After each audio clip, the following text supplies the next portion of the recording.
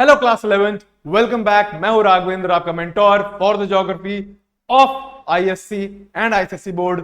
Welcome to ICSE connect.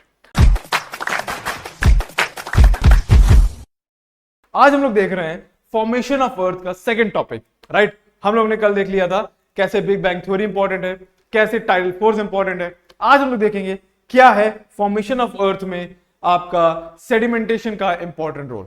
ठीक है, sedimentation से पहले आप जानो कि भाई सेडिमेंटेशन होता क्या है, राइट।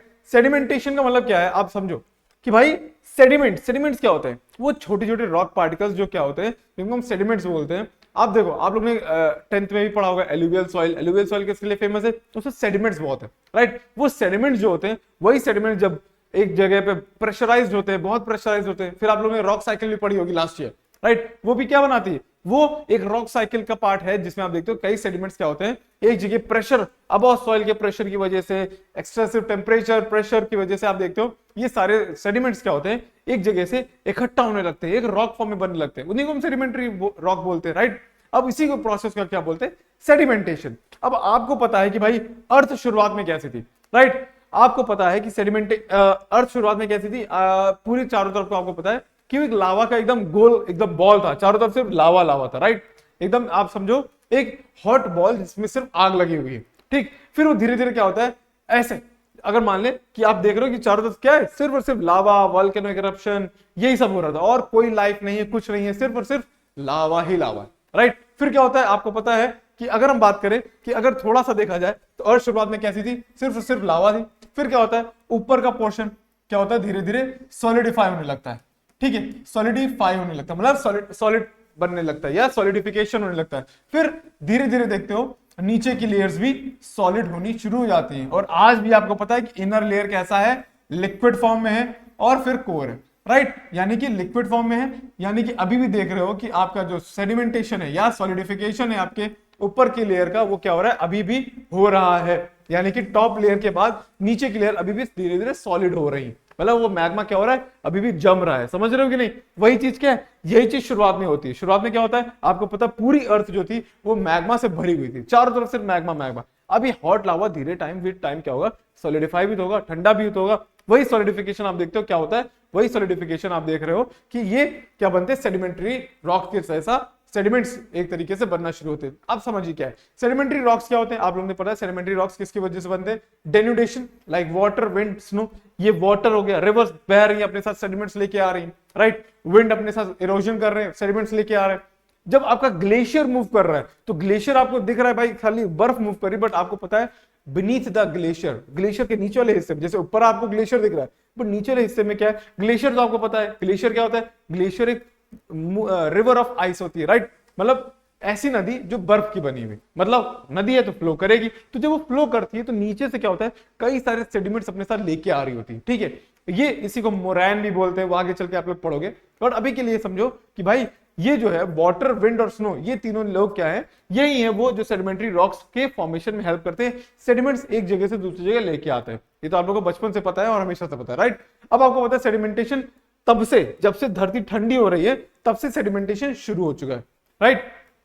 मतलब सेडिमेंटेशन मेथड में यह बताया गया है कि जो फॉर्मेशन ऑफ अर्थ, आज की अर्थ है, ठीक है, उसमें ये सेडिमेंट्री जो आपका सेडिमेंट्री रॉक्स है उसका फॉर्मेशन कैसे हुआ, राइट। अभी इससे पता चलेगा एज ऑफ अर्थ क्या है ना। मेन मकसद हमारा तो यही है ना, मकसद मेन क्या है, एज ऑफ अर्थ पता करने का, ठीक है। तो एक भी ये भी मेथड है, जैसे हम लोगों ने टाइडल फोर्स से पता किया था, अब हम लोग सेडिमेंटेशन से पता करेंगे। इसमें क्या है, आपको पता है कि जैसे जैसे अर्थ ठंडी होगी इसकी एक लेयर बननी शुरू हो जाएगी, राइट।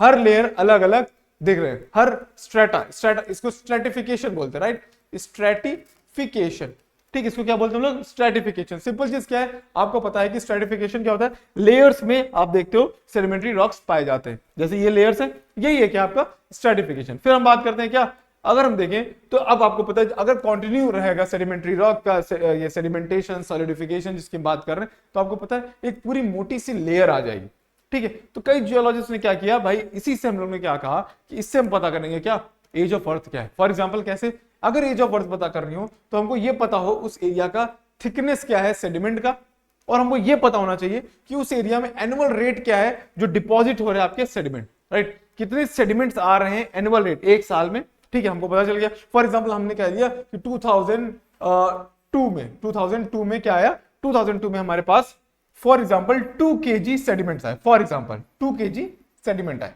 राइट। अभी क्या चल रहा है 2024, ये हो गया। यानी कि इसके हिसाब से अगर आज देखा जाए 2002 से आज कितना हो गया, 22 साल हो गए। 22 साल मतलब 22 साल यानी कि एक साल में 2 आ रहे हैं, तो 22 साल में 44 kgs, राइट। 44 kgs क्या है, सेडिमेंट हो गए। यानी कि अगर हम देखें कहीं पे 44 kg सेडिमेंट हो तो हमको पता चल जाएगा भाई ये 22 साल से यहाँ पे सेडिमेंटेशन हो रहा। मतलब ये सिंपल तरीका है, ये फॉर्मूला है। तो यानी कि अगर हम कहीं पे देखें कि क्या है थिकनेस ऑफ सेडिमेंट्स और क्या है एनुअल रेट ऑफ डिपॉजिट, वहां से हमारा एज ऑफ अर्थ निकाला जा सकता है। बहुत ही सिंपल फॉर्मूला। फिर इसी फॉर्मूले का इस्तेमाल किया गया तो देखिए ये 4 बिलियन ईयर्स फिर से निकल के आ गया। मतलब 4 बिलियन ईयर्स हम लोगों ने पढ़ा था किसमें, आपके टाइडल वाले फोर्स जो मेथड था, टाइडल मेथड था, उसमें हम लोगों ने पढ़ा था, उसमें 4 बिलियन आ रहा था, इसमें भी देखिए 4 बिलियन आ रहा। बट यहां पे देख रहे हैं कुछ साइंटिस्ट बिलीव करते हैं कि भाई जो आज का हम लोग देख रहे हैं, जो इरोजन हो रहा है, सेडिमेंटेशन हो रहा है, जो आप बताए, देखो पहले तो सॉलिडिफाई हुई धरती। मतलब अगर हम लास्ट लाइन का मतलब पहले लास्ट में पढ़ते हैं क्या है, scientist believe that erosion could not have started at least for the 1 billion years. मतलब शुरुआत के 1 बिलियन ईयर अर्थ पे कोई भी इरोजन नहीं हुआ। तो उस हिसाब से देखा जाए तो अर्थ का एज कितना होगा, 5 बिलियन ईयर्स होगा। अब इसका मतलब क्या है, इसका मतलब ये है कि आपको पता है कि शुरुआत में अभी उन्होंने क्या पढ़ा, शुरुआत में हम लोगों ने पढ़ा कि अर्थ किससे बनी हुई थी, लावा से बनी हुई थी, ठीक है, लावा से बनी हुई थी। अब इसके बाद ये क्या हुआ, ये सॉलिडिफाई हुआ, ये सब पूरा सॉलिड बन गया, राइट, ये सब पूरा सॉलिड बन गया।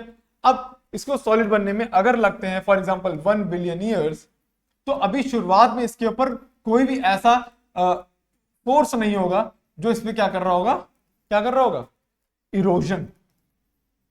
और सेडिमेंटेशन के लिए इरोजन बहुत जरूरी है, आपको पता है सेडिमेंटेशन के लिए इरोजन क्या है, बहुत जरूरी है। क्यों, सेडिमेंटेशन करने के लिए 4 चीजें क्या जरूरी, एयर, वाटर और आइस। और ये तीनों चीजें तभी होंगी जब वहां पे ऊपर कोई सोर्स होगा जो आपका सेडिमेंटेशन करेगा, इरोजन करेगा। तो मतलब इन्होंने कहा कि भाई शुरुआत के 1 बिलियन ईयर्स में तो कोई इरोजन नहीं हो रहा होगा।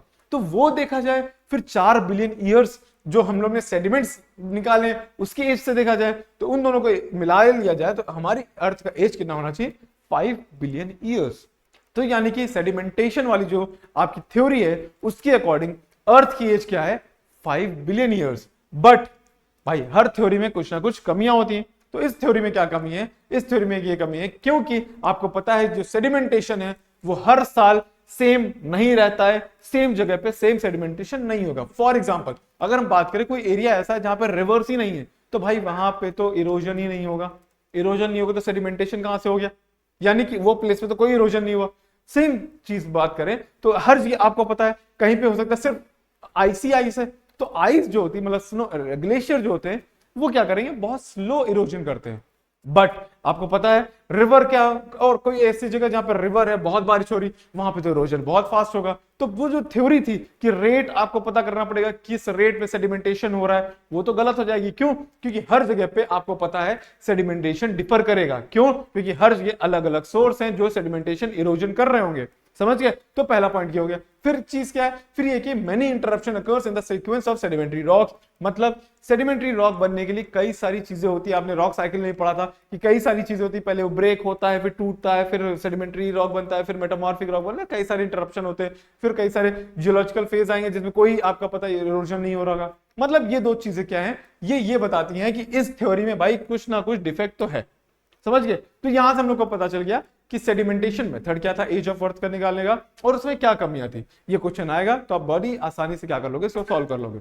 अब बात करें क्या कि आईसीएससी और आईएससी बोर्ड के लिए कंप्यूटर क्लासेस शुरू हो चुकी हैं, जिसमें आप देख रहे हो कि अर्ली बर्ड डिस्काउंट जो है वो 1490 का है आईसीएससी के लिए, और आईएससी के लिए जो है वो 990 का है, जिसमें आप क्या कर सकते हैं, एनरोल कर सकते हो और अपनी क्लासेस को आप अच्छे से पढ़ सकते हो, जिसमें 1-to-1 डिस्कशन होगा आपका प्रतीक सर के साथ और सारे डाउट्स क्लियर हो जाएंगे लाइव।